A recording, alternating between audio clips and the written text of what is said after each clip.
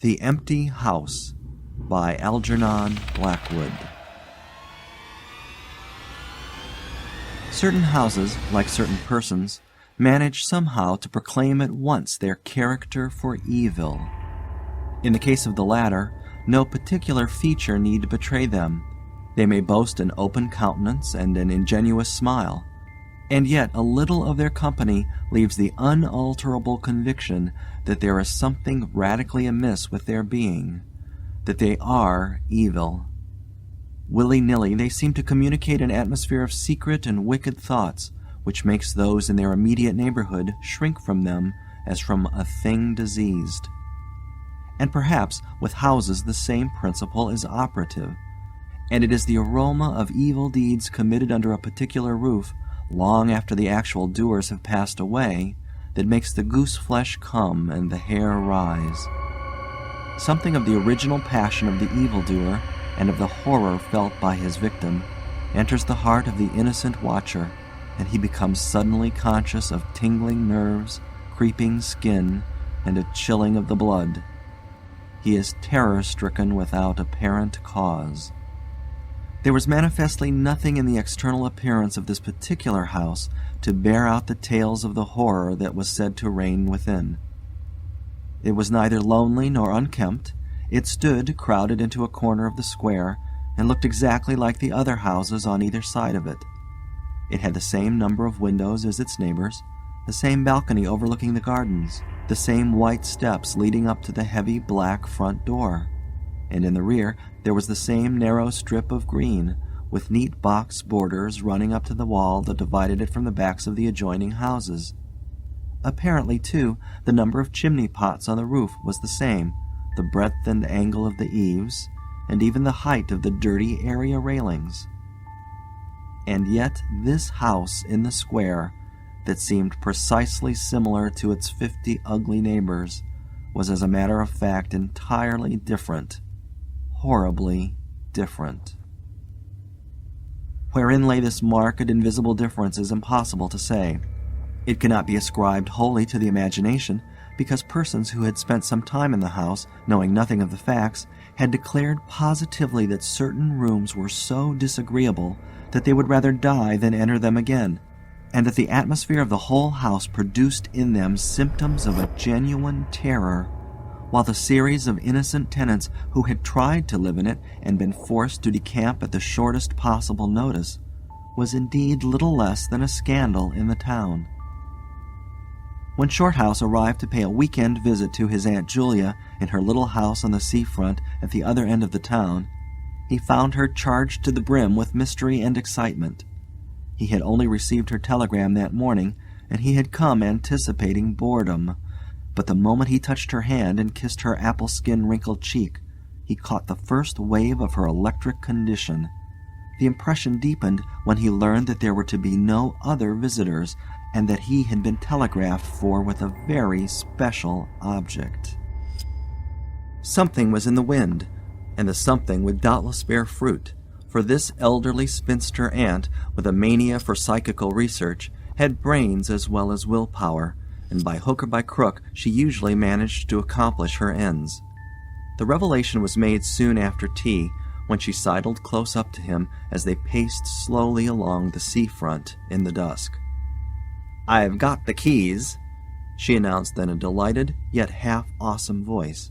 "Got them till Monday." "The keys of the bathing machine, or?" he asked innocently, looking from the sea to the town. Nothing brought her so quickly to the point as feigning stupidity. "Neither," she whispered. "I've got the keys of the haunted house in the square, and I'm going there tonight." Shorthouse was conscious of the slightest possible tremor down his back. He dropped his teasing tone. Something in her voice and manner thrilled him. She was in earnest. "But you can't go alone," he began. "That's why I wired for you," she said with decision. He turned to look at her. The ugly, lined, enigmatical face was alive with excitement. There was the glow of genuine enthusiasm round it like a halo. The eyes shone. He caught another wave of her excitement, and a second tremor, more marked than the first, accompanied it. "Thanks, Aunt Julia," he said politely. "Thanks awfully." "I should not dare to go quite alone," she went on, raising her voice, "but with you I should enjoy it immensely. You're afraid of nothing, I know." "Thanks so much," he began again. Is anything likely to happen?" "A great deal has happened," she whispered, "though it's been most cleverly hushed up. 3 tenants have come and gone in the last few months, and the house is said to be empty for good now." In spite of himself, Shorthouse became interested. His aunt was so very much in earnest.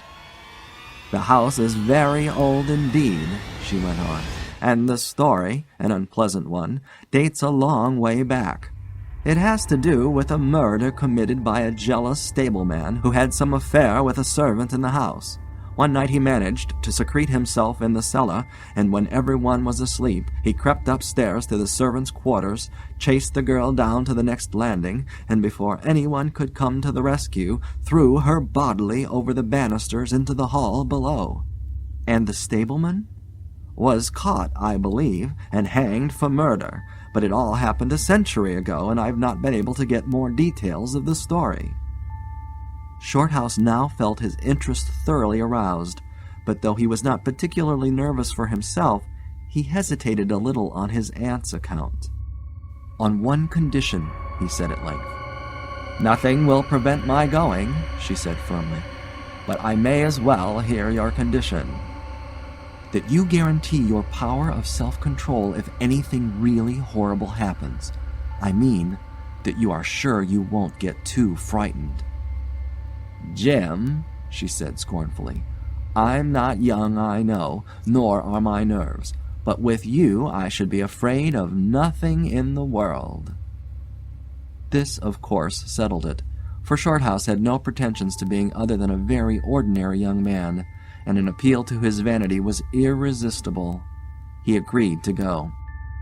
Instinctively, by a sort of subconscious preparation, he kept himself and his forces well in hand the whole evening, compelling an accumulative reserve of control by that nameless inward process of gradually putting all the emotions away and turning the key upon them, a process difficult to describe, but wonderfully effective, as all men who have lived through severe trials of the inner man well understand. Later it stood him in good stead. But it was not until 10:30, when they stood in the hall, well in the glare of friendly lamps, and still surrounded by comforting human influences, that he had to make the first call upon this store of collected strength. For, once the door was closed, and he saw the deserted, silent street stretching away white in the moonlight before them, it came to him clearly that the real test that night would be in dealing with 2 fears instead of 1. He would have to carry his aunt's fear as well as his own, and as he glanced down at her sphinx-like countenance, and realized that it might assume no pleasant aspect in a rush of real terror, he felt satisfied with only one thing in the whole adventure, that he had confidence in his own will and power to stand against any shock that might come. Slowly they walked along the empty streets of the town. A bright autumn moon silvered the roofs, casting deep shadows. There was no breath of wind, and the trees in the formal gardens by the seafront watched them silently as they passed along. To his aunt's occasional remarks, Shorthouse made no reply, realizing that she was simply surrounding herself with mental buffers, saying ordinary things to prevent herself thinking of extraordinary things. Few windows showed lights, and from scarcely a single chimney came smoke or sparks. Shorthouse had already begun to notice everything, even the smallest details. Presently they stopped at the street corner and looked up at the name on the side of the house full in the moonlight, and with one accord, but without remark, turned into the square and crossed over to the side of it that lay in shadow. "The number of the house is 13, whispered a voice at his side, and neither of them made the obvious reference, but passed across the broad sheet of moonlight and began to march up the pavement in silence. It was about halfway up the square that Shorthouse felt an arm slipped quietly but significantly into his own, and knew that their adventure had begun in earnest, and that his companion was already yielding imperceptibly to the influences against them. She needed support. A few minutes later, they stopped before a tall, narrow house that rose before them into the night, ugly in shape and painted a dingy white. Shutterless windows without blinds stared down upon them, shining here and there in the moonlight. There were weather streaks in the wall and cracks in the paint, and the balcony bulged out from the first floor a little unnaturally. But beyond this generally forlorn appearance of an unoccupied house, there was nothing at first sight to single out this particular mansion for the evil character it had most certainly acquired. Taking a look over their shoulders to make sure they had not been followed, they went boldly up the steps and stood against the huge black door that fronted them forbiddingly. But the first wave of nervousness was now upon them, and Shorthouse fumbled a long time with the key before he could fit it into the lock at all. For a moment, if truth were told, they both hoped it would not open, for they were a prey to various unpleasant emotions as they stood there on the threshold of their ghostly adventure. Shorthouse, shuffling with the key and hampered by the steady weight on his arm, certainly felt the solemnity of the moment. It was as if the whole world, for all experience, seemed at that instant concentrated in his own consciousness, were listening to the grating noise of that key. A stray puff of wind wandering down the empty street woke a momentary rustling in the trees behind them, but otherwise this rattling of the key was the only sound audible. And at last it turned in the lock, and the heavy door swung open and revealed a yawning gulf of darkness beyond. With a last glance at the moonlit square, they passed quickly in, and the door slammed behind them with a roar that echoed prodigiously through empty halls and passages. But instantly, with the echoes, another sound made itself heard, and Aunt Julia leaned suddenly so heavily upon him that he had to take a step backwards to save himself from falling. A man had coughed close beside them, so close that it seemed they must have been actually by his side in the darkness. With the possibility of practical jokes in mind, Shorthouse at once swung his heavy stick in the direction of the sound, but it met nothing more solid than air. He heard his aunt give a little gasp beside him. "There's someone here," she whispered. "I heard him." "Be quiet," he said sternly. "It was nothing but the noise of the front door." "Oh, get a light, quick," she added, as her nephew, fumbling with a box of matches, opened it upside down and let them all fall with a rattle onto the stone floor. The sound, however, was not repeated, and there was no evidence of retreating footsteps. In another minute they had a candle burning, using an empty end of a cigar case as a holder, and when the first flare had died down, he held the impromptu lamp aloft and surveyed the scene. And it was dreary enough in all conscience, for there is nothing more desolate in all the abodes of men than an unfurnished house dimly lit, silent, and forsaken, and yet tenanted by rumor with the memories of evil and violent histories. They were standing in a wide hallway. On their left was the open door of a spacious dining room, and in front the hall ran, ever narrowing into a long, dark passage that led apparently to the top of the kitchen stairs. The broad, uncarpeted staircase rose in a sweep before them, everywhere draped in shadows, except for a single spot about halfway up where the moonlight came in through the window and fell on a bright patch on the boards. This shaft of light shed a faint radiance above and below it, lending to the objects within its reach a misty outline that was infinitely more suggestive and ghostly than complete darkness. Filtered moonlight always seems to paint faces on the surrounding gloom, and as Shorthouse peered up into the well of darkness and thought of the countless empty rooms and passages in the upper part of the old house, he caught himself longing again for the safety of the moonlit square, or the cozy, bright drawing-room they had left an hour before. Then, realizing that these thoughts were dangerous, he thrust them away again and summoned all his energy for concentration on the present. "Aunt Julia," he said aloud severely, "we must now go through the house from top to bottom and make a thorough search." The echoes of his voice died away slowly all over the building, and in the intense silence that followed he turned to look at her. In the candlelight he saw that her face was already ghastly pale, but she dropped his arm for a moment and said in a whisper, stepping close in front of him, "I agree. We must be sure there's no one hiding. That's the first thing." She spoke with evident effort, and he looked at her with admiration. "You feel quite sure of yourself? It's not too late." "I think so," she whispered, her eyes shifting nervously toward the shadows behind. "Quite sure. Only one thing." "What's that?" "You must never leave me alone for an instant." "As long as you understand that any sound or appearance must be investigated at once, for to hesitate means to admit fear. That is fatal." "Agreed," she said a little shakily, after a moment's hesitation. "I'll try."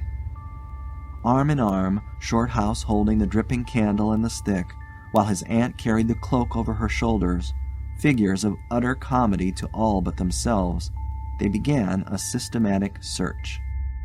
Stealthily, walking on tiptoe and shading the candle lest it should betray their presence through the shutterless windows, they went first into the big dining room. There was not a stick of furniture to be seen. Bare walls, ugly mantelpieces, and empty grates stared at them. Everything they felt resented their intrusion, watching them, as it were, with veiled eyes. Whispers followed them. Shadows flitted noiselessly to right and left. Something seemed ever at their back, watching, waiting an opportunity to do them injury. There was the inevitable sense that operations which went on when the room was empty had been temporarily suspended till they were well out of the way again. The whole dark interior of the old building seemed to become a malignant presence that rose up, warning them to desist and mind their own business. Every moment the strain on the nerves increased. Out of the gloomy dining room they passed through large folding doors into a sort of library or smoking room, wrapped equally in silence, darkness, and dust. And from this they regained the hall near the top of the back stairs. Here a pitch-black tunnel opened before them into the lower regions, and, it must be confessed, they hesitated, but only for a minute. With the worst of the night still to come, it was essential to turn from nothing. Aunt Julia stumbled at the top step of the dark descent, ill-lit by the flickering candle, and even Shorthouse felt at least half the decision go out of his legs. "Come on," he said peremptorily, and his voice ran on and lost itself in the dark, empty spaces below. "I'm coming," she faltered, catching his arm with unnecessary violence. They went a little unsteadily down the stone steps, a cold, damp air meeting them in the face, close and malodorous. The kitchen into which the stairs led along a narrow passage was large, with a lofty ceiling. Several doors opened out of it, some into cupboards with empty jars still standing on the shelves, and others into horrible little ghostly back offices, each colder and less inviting than the last.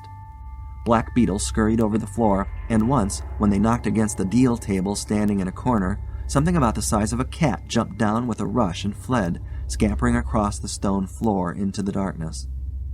Everywhere there was a sense of recent occupation, an impression of sadness and gloom.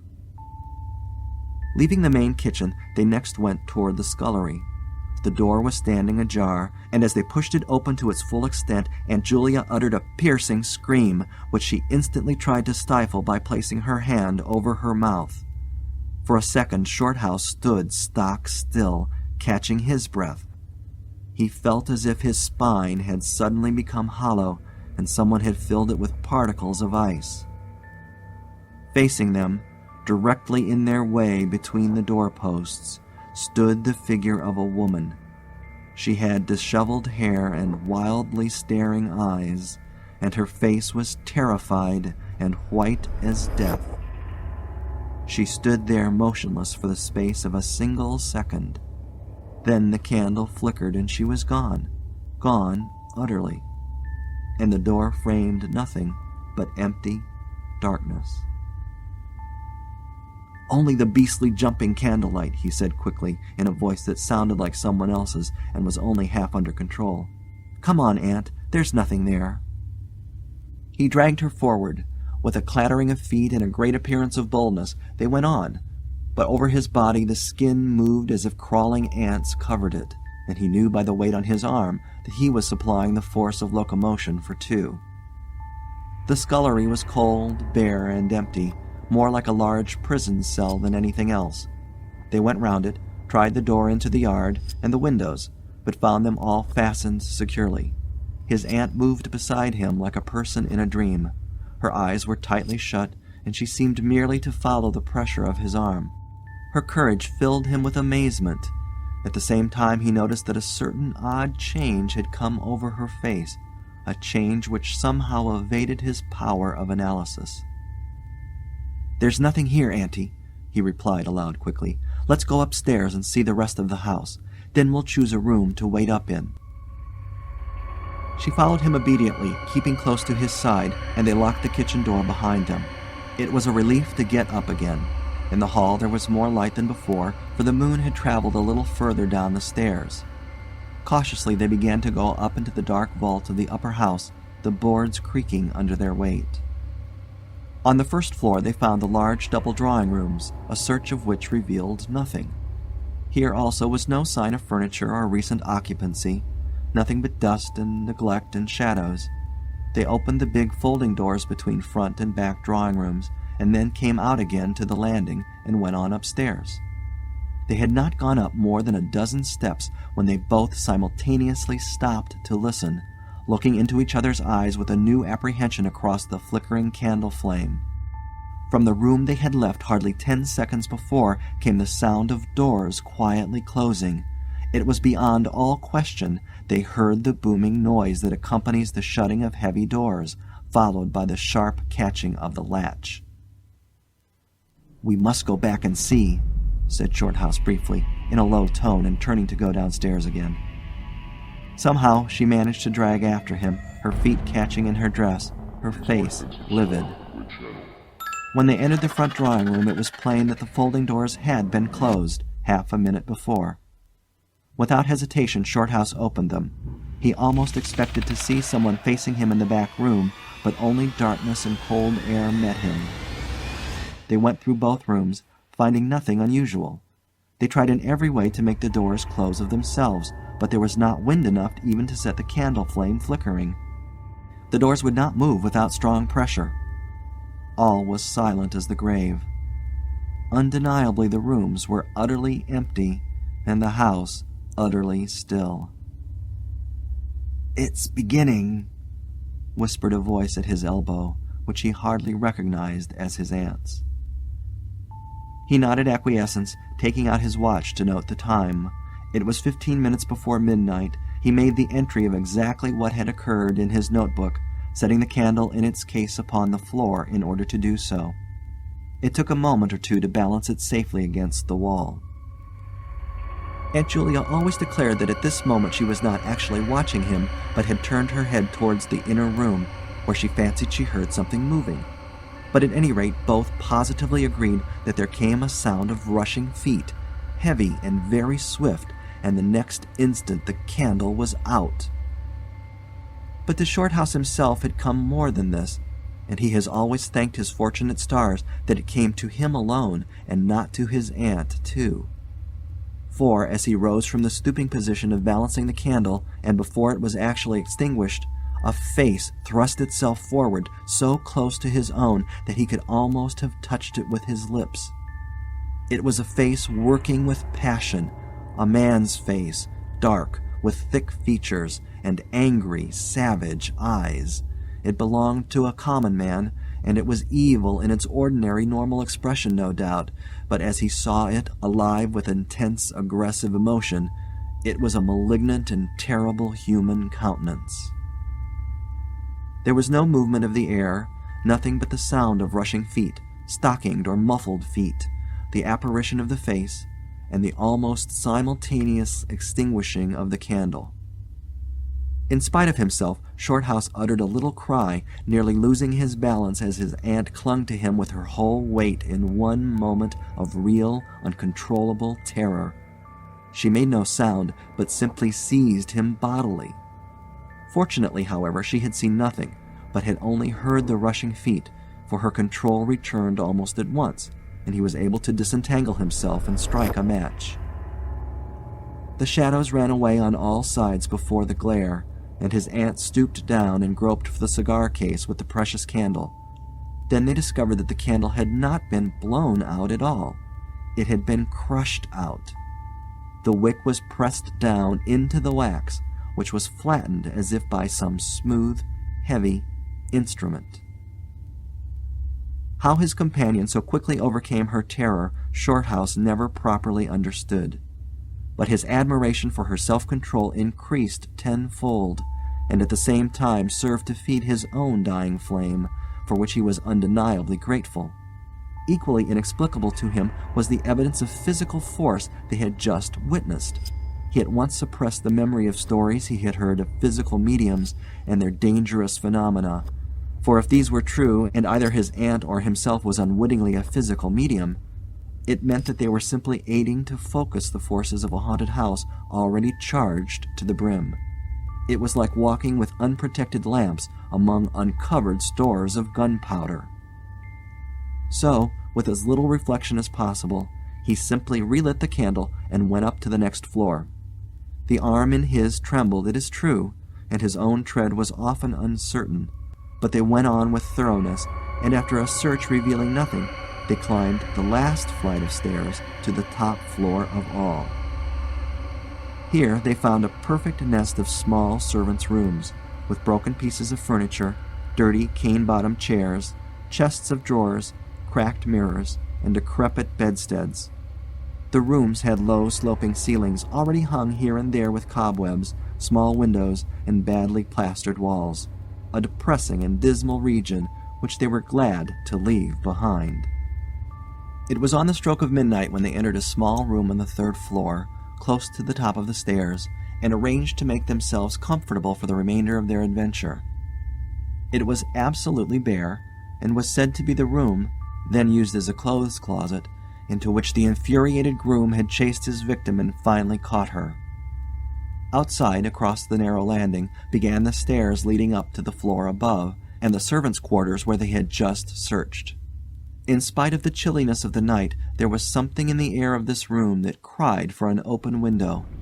But there was more than this. Shorthouse could only describe it by saying that he felt less master of himself here than in any other part of the house. There was something that acted directly on the nerves, tiring the resolution, and feebling the will. He was conscious of this result before he had been in the room 5 minutes, and it was in the short time they stayed there that he suffered the wholesale depletion of his vital forces, which was for himself the chief horror of the whole experience. They put the candle on the floor of the cupboard, leaving the door a few inches ajar, so that there was no glare to confuse the eyes, and no shadow to shift about on walls and ceiling. Then they spread the cloak on the floor and sat down to wait, with their backs against the wall. Shorthouse was within 2 feet of the door onto the landing. His position commanded a good view of the main staircase leading down into the darkness, and also of the beginning of the servants' stairs going to the floor above. The heavy stick lay beside him within easy reach. The moon was now high above the house. Through the open window they could see the comforting stars like friendly eyes watching in the sky. One by one the clocks of the town struck midnight, and when the sounds died away the deep silence of a windless night fell again over everything. Only the boom of the sea, far away and lugubrious, filled the air with hollow murmurs. Inside the house the silence became awful. Awful, he thought, because any minute now it might be broken by sounds portending terror. The strain of waiting told more and more severely on the nerves. They talked in whispers when they talked at all, for their voices aloud sounded queer and unnatural. A chilliness, not altogether due to the night air, invaded the room and made them cold. The influences against them, whatever these might be, were slowly robbing them of self-confidence and the power of decisive action. Their forces were on the wane, and the possibility of real fear took on a new and terrible meaning. He began to tremble for the elderly woman by his side, whose pluck could hardly save her beyond a certain extent. He heard the blood singing in his veins, It sometimes seemed so loud that he fancied it prevented his hearing properly certain other sounds that were beginning very faintly to make themselves audible in the depths of the house. Every time he fastened his attention on these sounds, they instantly ceased. They certainly came no nearer, yet he could not rid himself of the idea that movement was going on somewhere in the lower regions of the house. The drawing-room floor, where the doors had been so strangely closed, seemed too near. The sounds were further off than that. He thought of the great kitchen, with the scurrying black beetles, and of the dismal little scullery, but somehow or other they did not seem to come from there either. Surely they were not outside the house. Then suddenly the truth flashed into his mind, and for the space of a minute he felt as if his blood had stopped flowing and turned to ice. The sounds were not downstairs at all. They were upstairs. Upstairs somewhere among those horrid, gloomy little servants' rooms with their bits of broken furniture, low ceilings, and cramped windows, upstairs where the victim had first been disturbed and stalked to her death. And the moment he discovered where the sounds were, he began to hear them more clearly. It was the sound of feet moving stealthily along the passage overhead, in and out among the rooms, and past the furniture. He turned quickly to steal a glance at the motionless figure seated beside him, to note whether she had shared his discovery. The faint candlelight coming through the crack in the cupboard door threw her strongly marked face into vivid relief against the white of the wall. But it was something else that made him catch his breath and stare again. An extraordinary something had come into her face and seemed to spread over her features like a mask. It smoothed out the deep lines and drew the skin everywhere a little tighter so that the wrinkles disappeared. It brought into the face, with the sole exception of the old eyes, an appearance of youth and almost of childhood. He stared in speechless amazement that was dangerously near to horror. It was his aunt's face indeed, but it was her face of 40 years ago, the vacant, innocent face of a girl. He had heard stories of that strange effect of terror which could wipe a human countenance clean of other emotions, obliterating all previous expressions. But he had never realized that it could be literally true, or could mean anything so simply horrible as what he now saw. For the dreadful signature of overmastering fear was written plainly in that utter vacancy of the girlish face behind him. And when, feeling his intense gaze, she turned to look at him, he instinctively closed his eyes tightly to shut out the sight. Yet when he turned a minute later, his feelings well in hand, he saw to his intense relief another expression. His aunt was smiling, and though the face was deathly white, the awful veil had lifted and the normal look was returning. "Anything wrong?" was all he could think of to say at the moment, and the answer was eloquent, coming from such a woman. "I felt cold and a little frightened," she whispered. He offered to close the window, but she seized hold of him and begged him not to leave her side, even for an instant. "It's upstairs, I know," she whispered with an odd half-laugh, "but I can't possibly go up." But Shorthouse thought otherwise, knowing that in action lay their best hope of self-control. He took the brandy flask and poured out a glass of neat spirit, stiff enough to help anybody over anything. She swallowed it with a little shiver. His only idea now was to get out of the house before her collapse became inevitable, but this could not safely be done by turning tail and running from the enemy. Inaction was no longer possible. Every minute he was growing less master of himself, and desperate aggressive measures were imperative without further delay. Moreover, the action must be taken towards the enemy, not away from it. The climax, if necessary and unavoidable, would have to be faced boldly. He could do it now, but in 10 minutes he might not have the force left to act for himself, much less for both. Upstairs the sounds were meanwhile becoming louder and closer, accompanied by occasional creaking of the boards. Someone was moving stealthily about, stumbling now and then awkwardly against the furniture.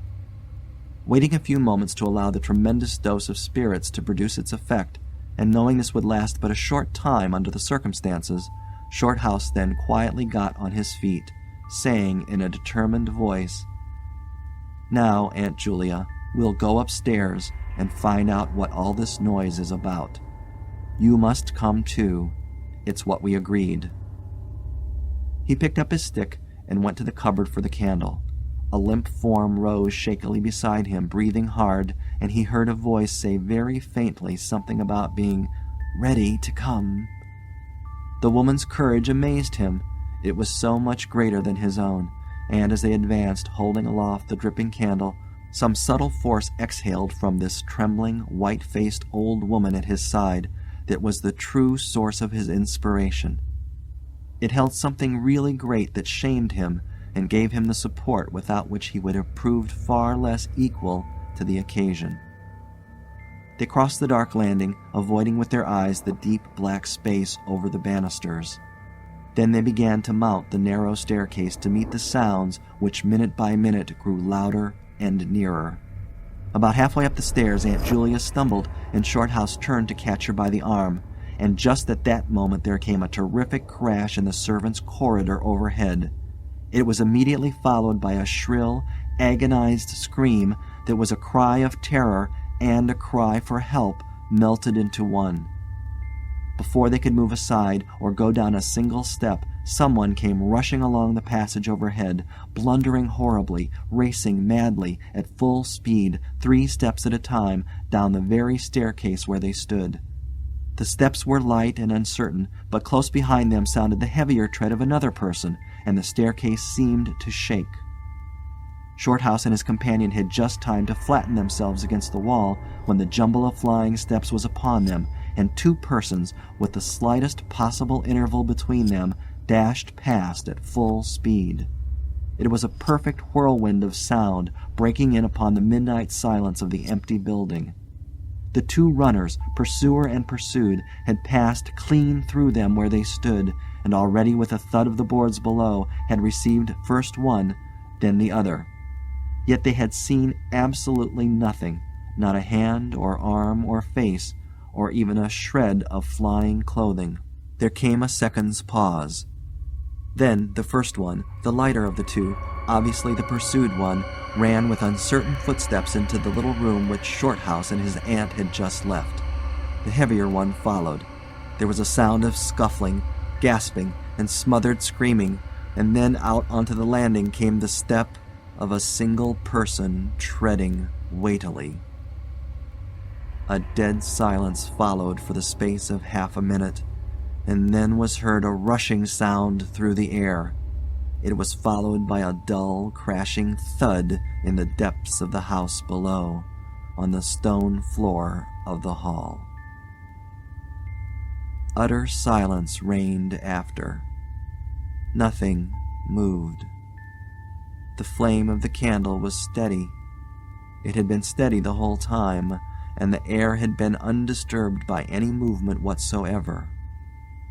Palsied with terror, Aunt Julia, without waiting for her companion, began fumbling her way downstairs. She was crying gently to herself, and when Shorthouse put his arm around her and half carried her, he felt that she was trembling like a leaf.